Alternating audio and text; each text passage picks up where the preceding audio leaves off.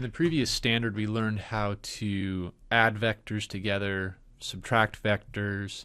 We learned how to multiply a scalar number by a vector. But a natural question then to ask would be, can you multiply vectors together? Right? Can you take a product? And the answer is actually yes, there is more than one way to do that. But we're going to introduce one way, which is called the dot product.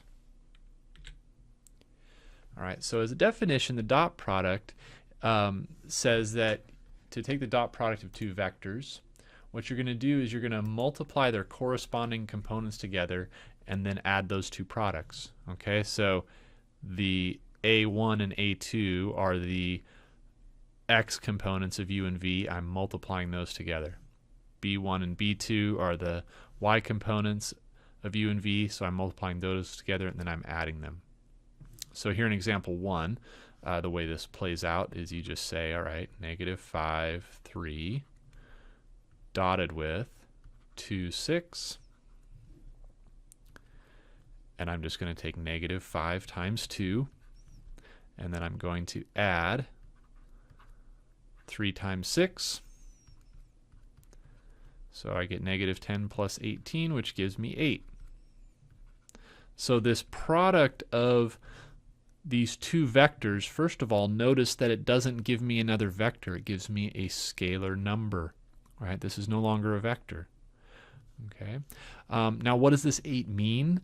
At this point, we really don't know. We just know that we basically created this operation called the dot product, and this is how it comes out.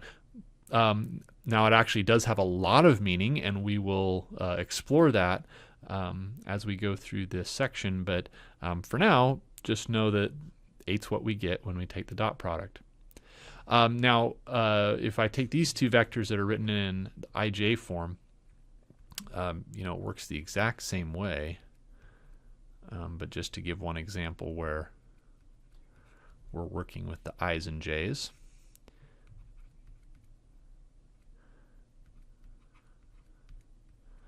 But all we have to do is just say I'm going to take the product of the i's plus the product of the j's.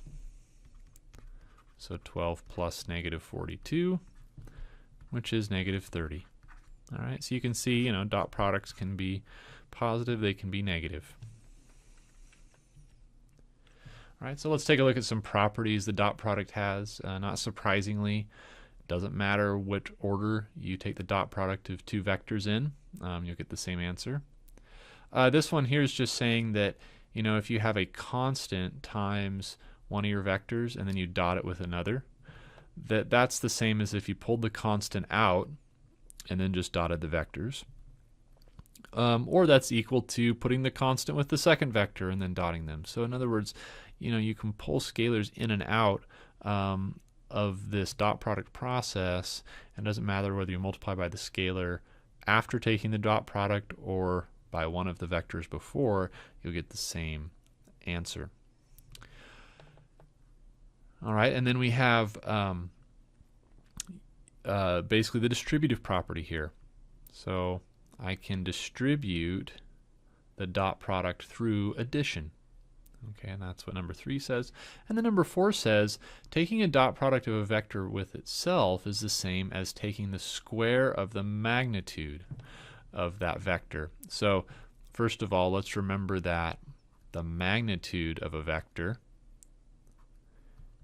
is the square root of its x and y components squared. So of course when I put a and b there, I'm assuming that this is what u looks like, a comma b. All right, so if I take the magnitude squared, that just gets rid of the square root, so I get a squared plus b squared. Right, but that's just a times a plus b times b, which is a, which is equal to ab dotted with ab, which is u dotted with itself. All right, so we have this relationship between the magnitude and this dot product. All right, so now I want to look at another relationship here. Now we're actually going to get kind of a geometric definition of what's going on here with the dot product. This claim is that the dot product of u and v is equal to the magnitude of u times the magnitude of v times the cosine of the angle between them. All right? So to justify this, I'm going to go ahead and draw a vector from here to here. Okay. Now, looking at this geometrically, we know that u plus this vector should equal v because of the way vector addition works geometrically. Okay. And so in order for that to be true, I would need this vector to be v minus u. Okay, and that's exactly what that vector is. Okay, just geometrically. So if this is v minus u, here's v, then what we're actually going to do here is we're going to use the law of cosines. Okay, so the law of cosines says if we take the square of this side right here, the square of this side, okay, or the length of that side, well, length means the magnitude squared, right? So the square of the length of this side of this triangle that's formed is equal to the squares of the lengths of the other two sides. So the square of the magnitude of u plus the square of the magnitude of v minus 2 times the length of u times the length of v times the cosine of the angle that's opposite of this side, which is, of course, my theta. So if I expand this out on the left, right, according to rule number 4 here, this is the same as v minus u dotted with v minus u.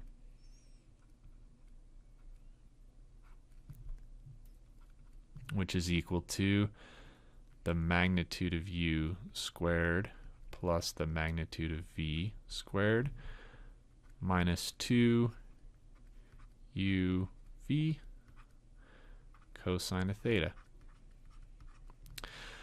But then if the we have the dot product here, basically we're just going to FOIL just like we would if it was like x plus 5 times x plus 5. So if I FOIL this out, this is going to be v dotted with v,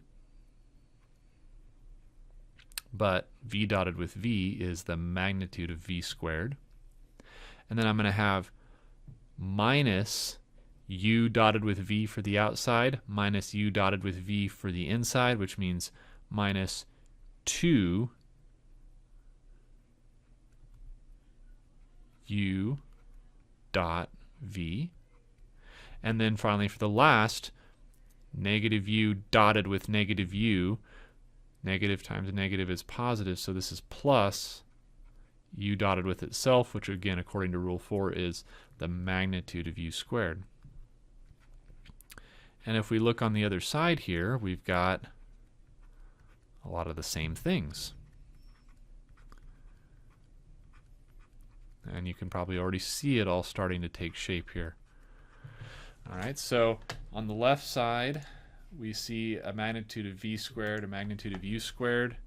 So that these two go away.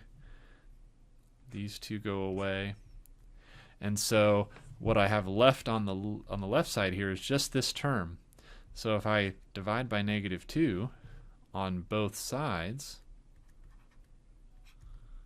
we get those to go away. And you're left with the statement up top that u dotted with v is equal to the magnitude of u times the magnitude of v times the cosine of the angle between them. And this is going to be a pretty helpful formula to us in some application problems. All right, so armed with that, it asks us to find the angle between this vector A and this vector B.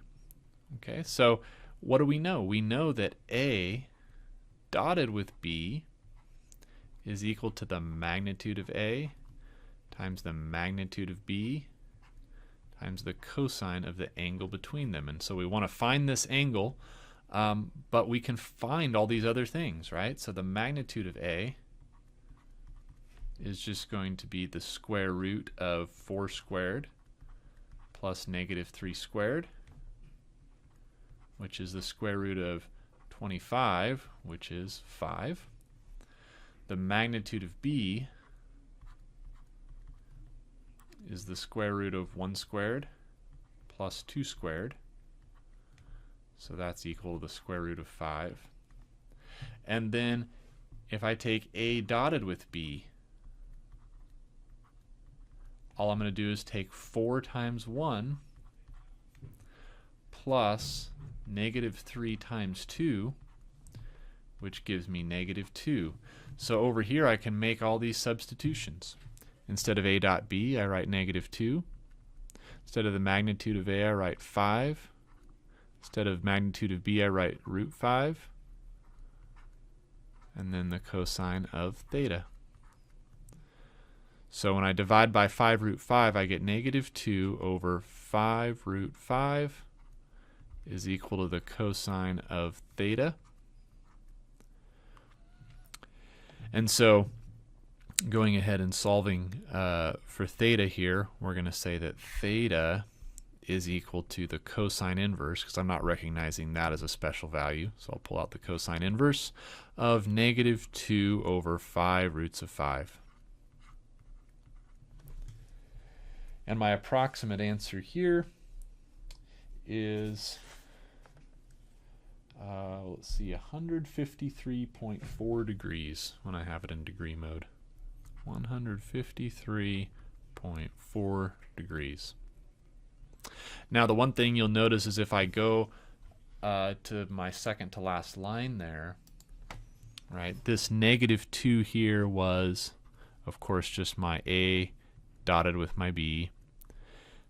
And then my 5 root 5 was my magnitude of a times my magnitude of b.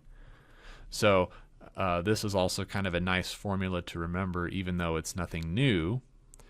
You can say that the angle between two vectors is defined by the cosine of theta is equal to the dot product over the product of the magnitudes. All right, now what's important here is with angles, or one of the things that's important is whether they're positive, negative, or 0.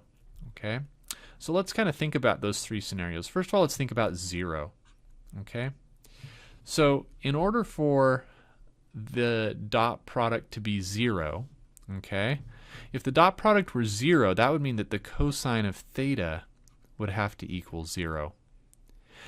And so if cosine of theta equals 0, let's think about what theta would have to be, right? If we think about a circle, as we do often in this class, when is the cosine, or the x value on the unit circle, equal to 0? Well, that happens here, right? It happens at 90 degrees. So theta is 90. So in a situation like this, if you have a dot product of 0, that means the vectors are perpendicular to one another, because the angle between them has to be 90 degrees. Okay, we also refer to this as orthogonal. Okay. Now let's also think about, okay, what if it's positive, right? What if the angle's positive? Well, then the angle between the vectors must be less than 90. Why? Because you get positive cosine values between 0 degrees and 90 degrees. So you know that you have to, in this case, have some sort of an acute angle between the vectors. And then if they're negative, then the angle between the vectors is greater than 90, okay, because between 90 and 180, that's when you're having negative cosine values. So the vectors have to look something not like that. I'm having a little trouble drawing here. Have to look something like that, right? Where you definitely have more than a 90-degree angle.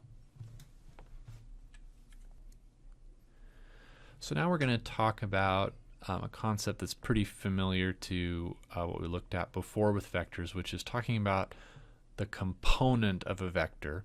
But we're going to do it a little differently than before. We're going to talk about the component of a vector along another vector. So where this is similar to what we've done before is if you imagine in the xy plane, what we've done in the past is we've said if we have a vector, let me switch colors here. If we have a vector v, and let's say our vector v makes an angle, let's not use theta, let's use a different number, a different value, phi, between the x-axis and the vector, then the horizontal component here is the magnitude of v times the cosine of phi. And the vertical component is the magnitude of v times the sine of phi. So over here, it's really the same idea. In fact, it's the same formula. It's just that the angle we're talking about here is not the angle with the x-axis, but the angle that's made with the other vector. So in a way, what you want to think of this as is the other vector kind of becomes like the x-axis is over here. And so then it kind of makes sense that the component of the vector u along the vector v is just the magnitude of u times the cosine of the angle between them. But sometimes we don't have right off the bat the angle between our two vectors. And so in that case, it would be nice to have a version of this formula that doesn't have an angle. Well, we can do that pretty easily. If we just take this magnitude of u times cosine of v, and we multiply it by the magnitude of v on top and bottom, then on the top, we just have that geometric definition of the dot product. So I can just turn that into u dot v. And so this tells me that the component of u along v is the dot product of u and v divided by the magnitude of v. So let's apply this idea to example 4. So it gives us a vector c and d, and then it asks us to find the component of d along c. So again, this formula here, u dot v over the magnitude of v, tells us the component of u along v. So the thing I always remember to make sure I keep it straight is that the vector that I'm taking the component along, so in this case c, that's the one that's going to appear more in the formula. Okay, so for d along c, this is going to be d dotted with c over the magnitude of c.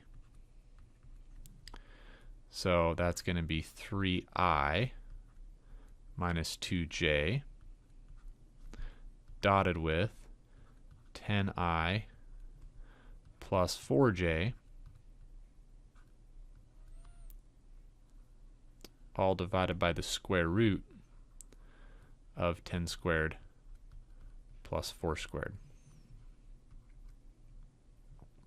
So we have 3 times 10 plus negative 2 times 4,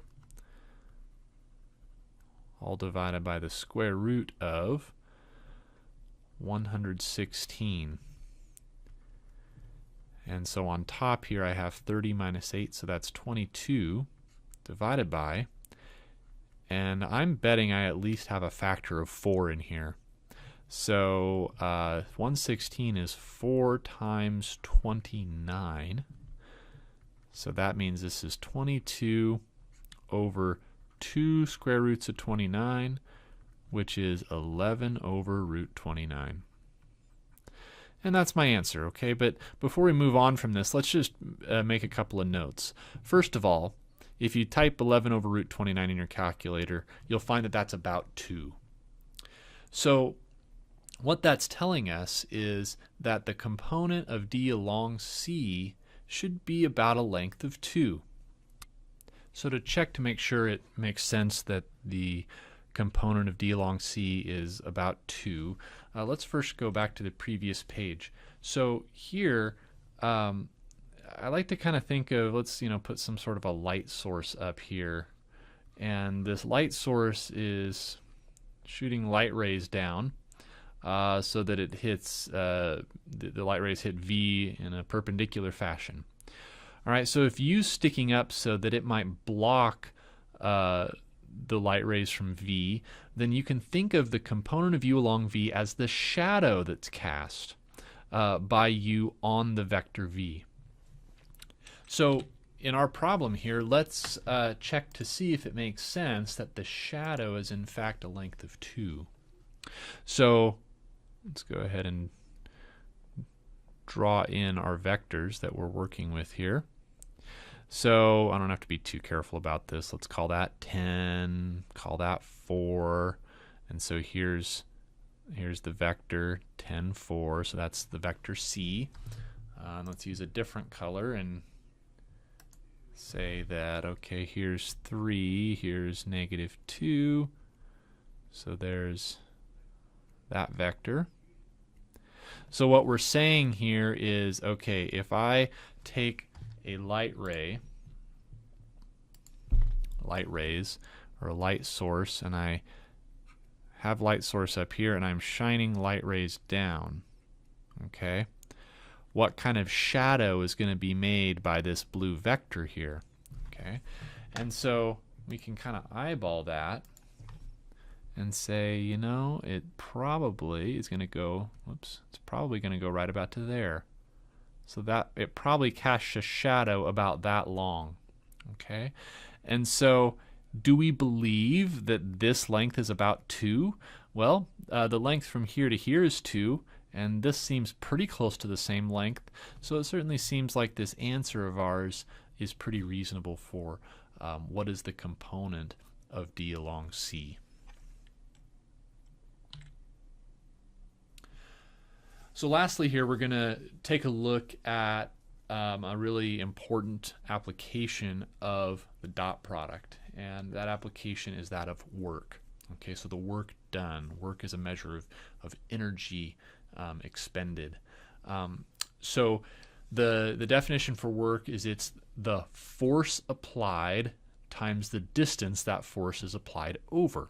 Okay, so force times distance. And to kind of understand this formula, I always like to use the analogy of you know, the thing that you least want to have to do for a friend is to help them move, right? And that's something that friends have to do, but you hate doing it. Why? Because it's a lot of work. Okay, but let's really break down, why is it a lot of work? You have to apply a lot of force to heavy objects, right? Lifting those objects up. And you have to move them great distances, right? You got to get them out to the truck and then unload them again and all that. So the idea that it's this idea of, okay, a lot of force, but also a lot of distance as well, is what's creating all that work. All right, so that kind of helps you remember work is force times distance. So let's just do a real simple example here. It says, find the work done by a person pushing with 90 pounds of force on the back of a car if the car is moved 40 feet. Okay, so they have a constant force they're applying. So the work would just simply be 90 pounds, which is a measure of force, times distance, which is 40 feet. And that gives me 3,600 pound-feet, or you could say foot-pounds as well. So the units for force in the American system is a pound-foot, or that's a common unit to use anyway. And so that's the work done. Okay. Now, this was a situation where all the force was being applied in the exact same direction as the distance traveled, right? So in other words, there's no wasted force at all. So the question then becomes, okay, how do we calculate work if, you know, the force really isn't all in the direction of movement, okay? And, you know, for all, for most situations, the force is not perfectly in the direction of movement. So what do we do then? So we use this idea of force times distance. But the only part of the force that's really helping you with your movement is the component of your force along the distance vector. Okay? So whatever component of your force is acting in the direction of your distance vector, basically that's what you get to count toward your work. Okay? So if I take that times the magnitude of distance, that should give me the work. But what is the component of force along distance? Well, it's the magnitude of the force times the cosine of the angle between them, right? So that's me using the definition of the component of one vector along another. And then if I just rearrange here, I get magnitude of force times magnitude of distance times the cosine of the length between them, or cosine of the angle between them. But what is that? That's our definition for the dot product. So in general, what we would say is the work done by a force in moving a vector, or moving along a vector d, is the force vector dotted with the distance vector. All right, so let's take a look at this example. It says a child pulls a wagon along a level ground by exerting a force of 20 pounds on a handle that makes an angle of 35 degrees with the horizontal. Find the work done in pulling the wagon 100 feet. Okay. All right, so the child is pulling up at an angle of 35 degrees. So here's our force vector.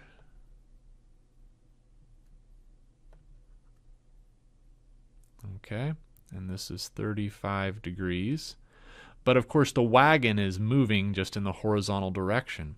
So here is our distance vector.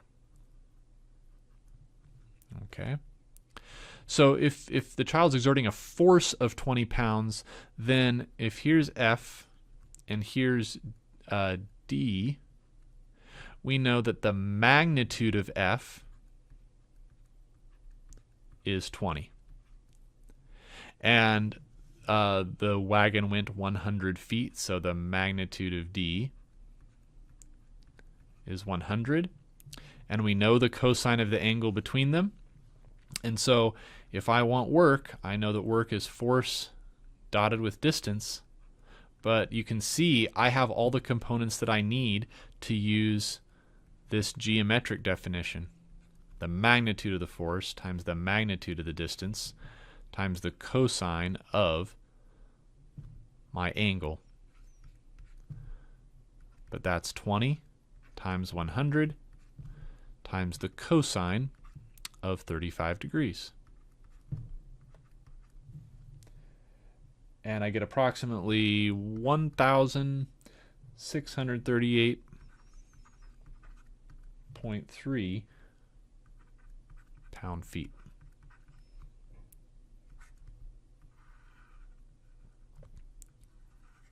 Now, just so you know, you can do this a different way. You can do this just using this definition here.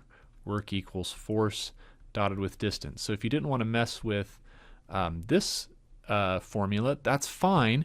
What you would do is you'd say, okay, I know that my distance is 100 in the x and 0 in the y.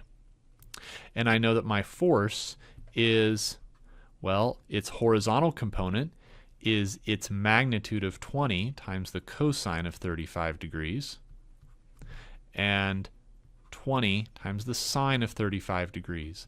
And by the way, this is not because 35 is the angle between the vectors. It's because 35 is the angle that F makes with standard position, which is the x-axis.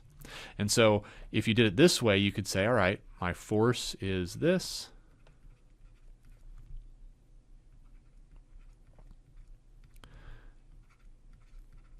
And then I'm dotting it with the vector 100,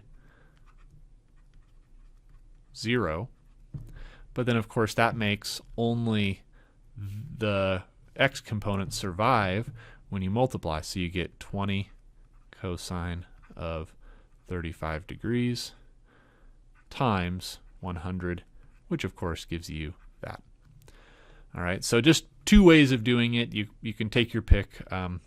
Either one's okay.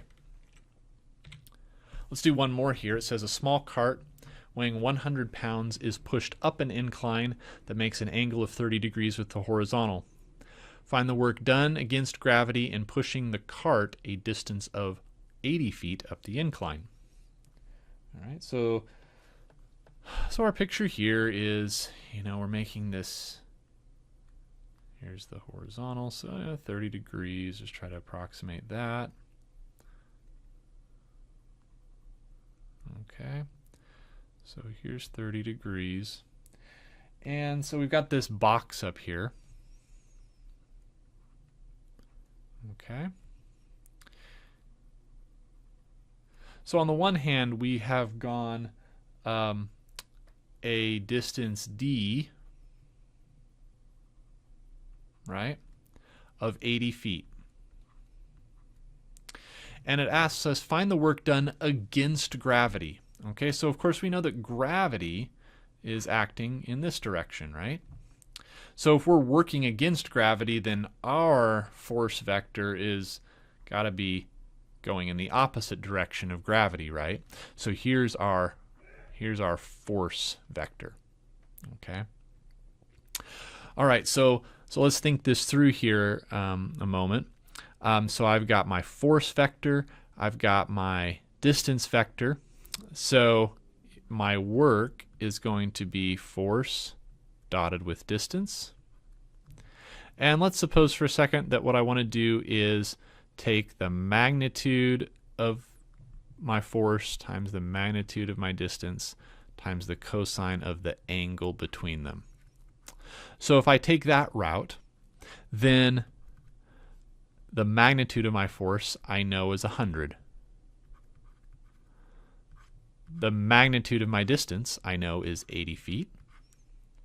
So the only question is, what is the angle between them? Well, the way I drew it here is I kind of showed the distance vector here, showed the force vector here, but to get the angle between them, I need their initial points to be lined up. Okay, so what I kind of want to do here is just understand that I'm going to take this distance vector, right? Remember, vectors are not place bound. You can kind of move them around however you need to. So I'm going to move it up here, and let's just understand that, okay, if it's 30 degrees here, okay, what does it have to be here? Well, it'd have to be 60 degrees, right? It would have to be 60 degrees because we know it's 60 degrees here. And so these two angles have to be the same as each other. So the angle between them has to be 60 degrees. And so when I make that computation, that gets me 4,000 pound-feet. Okay. Well, let's suppose for a second you wanted to use the component definition of your force and your distance vectors. Okay. Force is going to be real easy. The force has no horizontal component, right? There's no horizontal component when I'm talking about the force against gravity, right? It's all working in the vertical direction, so it's 0, 100. Okay, now D, however, D is going to be the magnitude of D times the cosine of the angle that it makes, right? But D, we're talking about the angle that it makes with the horizontal, with the positive x-axis. So now I'm talking about this angle, right? So I'm going to put 30 degrees in here. And then 80 times the sine of 30 degrees. So when I take the dot product of those, of course I get 0 times 80 cosine of 30, which is just going to all zero out, plus 100 times 80 times the sine of 30 degrees. So that's, of course, 0. Now, if we look at this, the sine of 30, let's understand that's exactly the same as the cosine of 60. And so we get the exact same answer.